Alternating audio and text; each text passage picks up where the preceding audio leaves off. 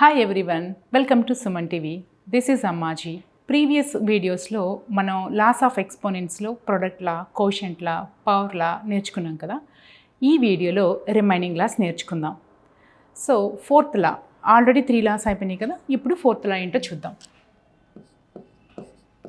Fourth law ఏంటంటే a power 0 is equal to 1. Here condition ఏంటంటే compulsory condition a not equal to 0. అసలు ఇలా ఎలా వచ్చింది అనేది ఇప్పుడు చూద్దాం. చూడండి, ఫర్ ఎగ్జాంపుల్ నేను 2 పవర్ 5 తీసుకున్నాను అనుకోండి. 2 పవర్ 5 బై 2 పవర్ 5 అని చెప్పి తీసుకున్నాను. తీసుకుంటే లాస్ ఆఫ్ ఎక్స్పోనెంట్స్లో సెకండ్ లా ఏంటి? కోషెంట్ లా కదా. ఆ కోషెంట్ లాని యూస్ చేసి మనం దీన్ని ఎలా రాసుకోవచ్చు? 2 పవర్ 5 మైనస్ 5 కదా. ఎందుకని కోషెంట్ లా ఏంటి మీకు? a power m by a power n is equal to a power m minus n కాబట్టి.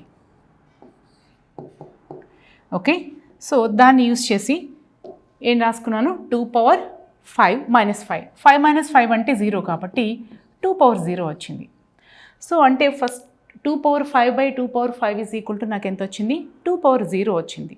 ఓకే, ఇది కోషెంట్ లాస్ని యూస్ చేస్తే ఇన్ జనరల్గా నార్మల్గా మనం 2 పవర్ 5 బై 2 పవర్ 5 అని చెప్పి రాసామనుకోండి. రాసినప్పుడు ఇక్కడ చూడండి, బోత్ న్యూమరేటర్ అండ్ డినామినేటర్ సేమే కదా. బోత్ న్యూమరేటర్ అండ్ డినామినేటర్ సేమ్గా ఉన్నప్పుడు వాటిని క్యాన్సిల్ చేస్తే మనకి ఎంత వస్తుంది? 1 వస్తుంది అనమాట. సో కాబట్టి ఈ రెండాటిని నేను క్యాన్సిల్ చేశాను అనుకోండి, నాకు ఆన్సరు 1 వచ్చింది. అంటే ఇక్కడ చూడండి, 2 పవర్ 5 బై 2 పవర్ 5 ఏమో ఇక్కడ వచ్చేసరికి నాకు 2 పవర్ 0 అని వచ్చింది. అలానే ఇక్కడ వచ్చేసరికి 1 అని వచ్చింది. అంటే దీన్ని బట్టి ఏమర్థం అవుతుంది? ఈ రెండు సేమే కదా. సో కాబట్టి మనం ఏం చేయొచ్చు? ఇప్పుడు ఈ రెండాటిని కూడా ఈక్వేట్ చేయొచ్చు అనమాట. ఈ రెండాటిని ఈక్వేట్ చేస్తే ఏమొస్తుంది మనకి? 2 power 0 is equal to 1. 2 power 0 is equal to 1. అంటే ఇన్ మోర్ జనరలైజ్డ్ వే మనం ఎలా చెప్పచ్చు? a power 0 is equal to 1. అంటే మీరు ఏ నెంబర్ తీసుకున్నా దాని పవర్ 0 ఉంది అని అనుకోండి, దాని వాల్యూ ఎంత అవుతుంది? 1 అవుతుంది. అయితే ఇక్కడ కంపల్సరీ కండిషన్ మాత్రం ఏంటంటే 1 0 కాకూడదు. అది కాకుండా ఏ నెంబర్ తీసుకున్నా సరే మనకి ఇలా రాసుకోవచ్చు అనమాట. ఓకే, ఫర్ ఎగ్జాంపుల్ ఈవెన్ మీరు ఇలా తీసుకున్నా సరే 100 టు ద పవర్ ఆఫ్ 0 అని చెప్పి తీసుకున్నా సరే దాని వాల్యూ కూడా ఎంత అవుతుంది? మీకు 1 అవుతుంది. నెక్స్ట్ ఫిఫ్త్ లా ఏంటంటే a power minus m is equal to 1 by a power m. So ఈ లా ఎలా వచ్చిందో చూద్దాం ఒక ఎగ్జాంపుల్ తోటి. ఫర్ ఎగ్జాంపుల్ నేను ఇక్కడ 2 పవర్ 3 బై 2 పవర్ 6 అని చెప్పి తీసుకున్నాను అనుకోండి. ఇలా తీసుకుంటే మనం సెకండ్ లా అంటే కోషెంట్ లాని యూస్ చేయొచ్చు కదా. యూస్ చేసి దీన్ని ఎలా రాసుకోవచ్చు? 2 పవర్ 3 మైనస్ 6. యాక్చువల్గా ఇక్కడ మీ కోషెంట్ లా ఏంటి?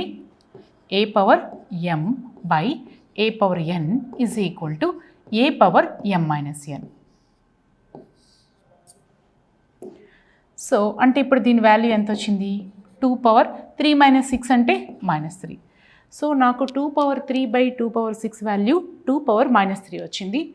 ఇది నేను ఎక్స్పోనెంట్ లాస్ని యూస్ చేస్తే నాకు వచ్చింది ఇది.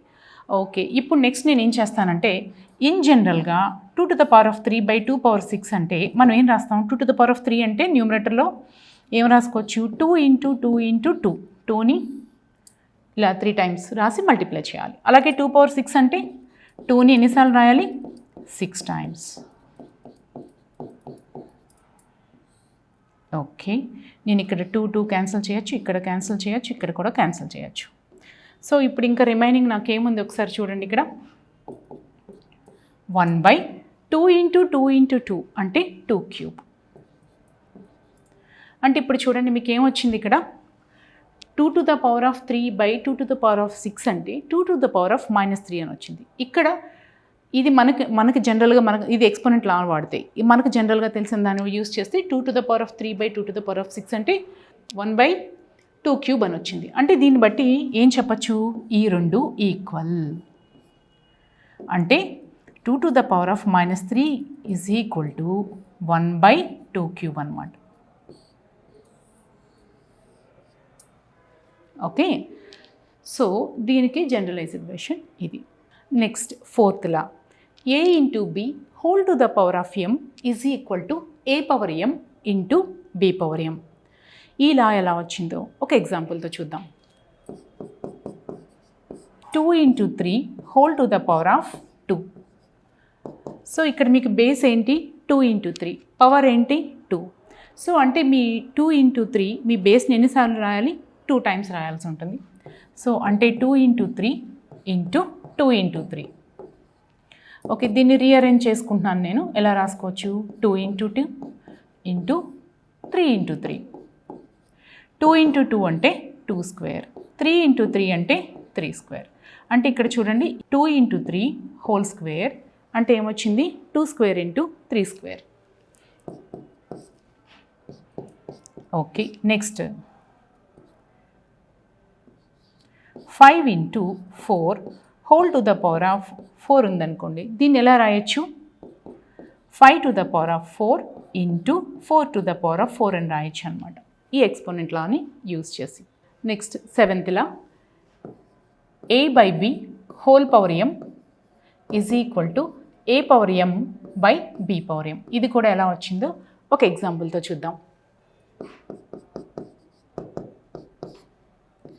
2 by 3 whole to the power of 4 ఉందనుకోండి. దీన్ని ఎలా రాసుకోవచ్చు, ఇక్కడ 2 బై 3 అనేది మీకు బేస్ అనమాట, 4 మీ పవర్. మీ బేస్ని ఎన్నిసార్లు రాయాలి 4 టైమ్స్ రాసి మల్టిప్లై చేయాలి. అంటే 2 by 3 into 2 by 3 into 2 by 3 into 2 by 3. అంటే ఇక్కడ చూడండి 2 ఇంటూ 2 ఇంటూ 2 ఇంటూ 2.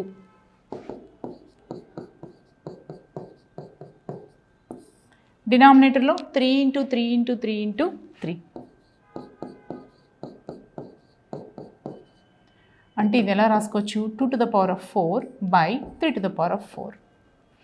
అంటే 2 by 3 whole to the power of 4 అంటే ఏమొచ్చింది మీకు 2 to the power of 4 by 3 to the power of 4 అనమాట.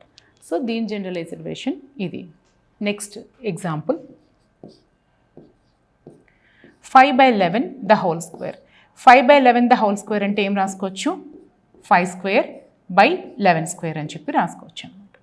మీకు ఇప్పుడు వరకు చెప్పిన ఈ లాస్ అన్నీ కూడా అర్థమయ్యాయి అనుకుంటున్నాను. ఇన్ కేస్ మీకు ఏమైనా డౌట్స్ ఉంటే కామెంట్ సెక్షన్లో పోస్ట్ చేయండి. మీకు ఏదైనా కొత్త వీడియోస్ కావాలన్నా కూడా కామెంట్ సెక్షన్లో పోస్ట్ చేయండి. Thank you.